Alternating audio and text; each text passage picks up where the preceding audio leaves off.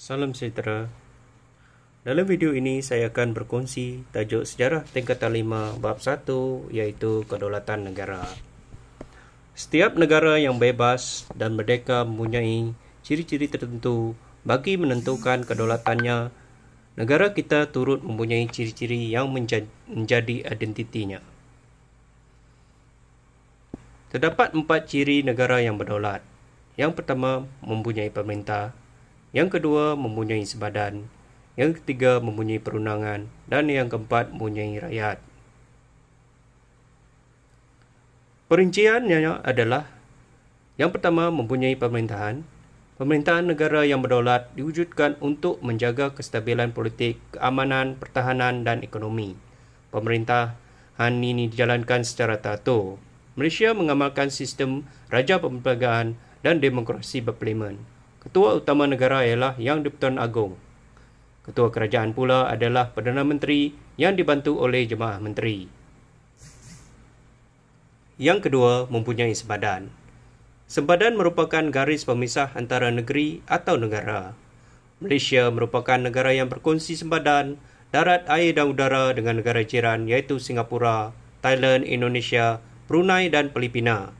Sebadan Malaysia diakui oleh masyarakat antarabangsa, khasnya PBB. Penetapan sebadan dimudahkan urusan pemerintahan, pentadbiran, pertahanan dan pembangunan ekonomi negara kita.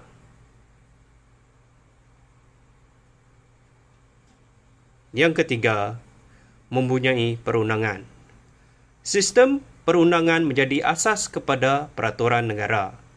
Sistem perundangan penting untuk memelihara kesejahteraan, menjamin keadilan dan melindungi rakyat. Asas kepada sistem perundangan negara kita berpandukan Perlembagaan Persekutuan.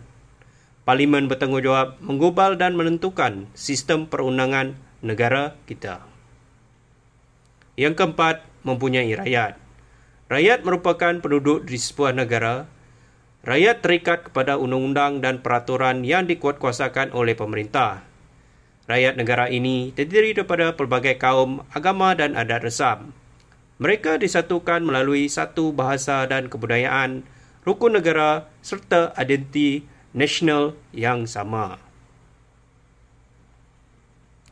Ciri negara berdaulat menjadikan negara Malaysia sebuah negara yang mempunyai identiti yang unik. Kita perlu memahami betapa pentingnya menjiwai dan mempertahankan identiti negara agar negara luar menghormati kedaulatan Malaysia. Kepentingan mewujudkan negara berdaulat. Yang pertama, keberkesanan pentadbiran. Kedaulatan memberikan keberkesanan kepada negara untuk menjalankan urusan pentadbiran tanpa campur tangan pihak luar. Dasar pentadbiran negara dilaksanakan dengan berkesan melalui Jemaah Menteri, kementerian yang berkaitan. Kerjasama kerajaan persekutuan dan kerajaan negeri dilakukan melalui pengagihan kuasa mewujudkan keberkesanan pentadbiran. Sistem pentadbiran juga diperkukuh melalui peruntukan undang-undang dalam Perlembagaan Persekutuan.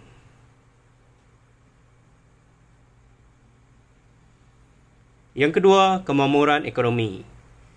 Kedaulatan penting untuk negara melaksanakan dasar kemakmuran ekonomi.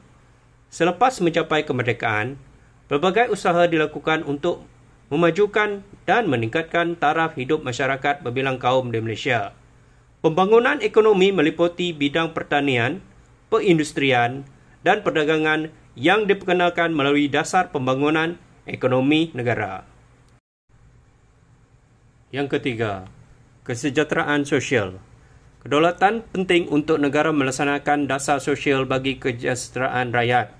Negara dapat melahirkan generasi yang berilmu dan berkemahiran melalui pendidikan. Oleh itu, mereka dapat memberi sumbangan untuk pembangunan negara. Perkara berkaitan bahasa kebangsaan, kebudayaan, sukan dan rukun negara diperkenalkan untuk memupuk perasaan muhibah dan semangat perpaduan dalam kalangan masyarakat berbilang kaum di Malaysia. Yang keempat, kecemerlangan hubungan luar Malaysia. Kedaulatan penting bagi memberikan hak kepada negara untuk menjalinkan hubungan negara lain. Hubungan ini dibentuk melalui pengobalan dasar luar negara kita. Ini dapat menjalin hubungan diplomatik dengan negara lain. Negara juga dapat mengadakan perjanjian dan kerjasama dalam pelbagai bidang. Kesannya, Malaysia menikmati pelbagai faedah dan kelebihan dalam usaha mempertahankan kedaulatan. Keanggotaan Malaysia dalam pertubuhan serantau dan antarabangsa pula meningkatkan imej negara.